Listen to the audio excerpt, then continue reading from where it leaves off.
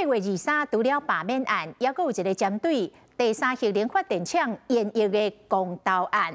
提案的民众党今仔日开记者会，召集着5位正方的代表，向大众来说明停这个核能发电的理由。合适的董事长董子贤是正方代表的其中一个。结果去互民进党的立委张嘉宾来算讲，即摆上要紧的是中南部的灾情，想袂到民众党是大开记者会咧讲公投。合适的董事长董子贤出席民众党823核3延役公投的记者会，伊会做辩论发表会，正方的代表。一个正确的目的，却用错误的方法，这非常能够凸显目前台湾能源政策的走向。强调台湾需要核电，嘛透露家己对核能想法的转变。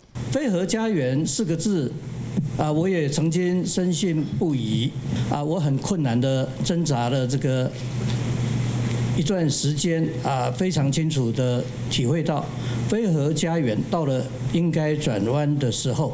提出了后，董子贤甲这9位的民众党主席黄国昌握手来致意，两人伫咧罢免的议题是无共调，不过伫咧核3的延役，甩手牵手徛共边。那黄国昌过去是反核，嘛互立言质疑，甲即摆立场是天差地地。我曾经站在反方，没有错。现在为什么我支持核3延役？理由非常的清楚，务实、理性、科学。从以前到现在都是双面人，而他现在的观念跟学运时代差那么多，整个价值观都扭曲了。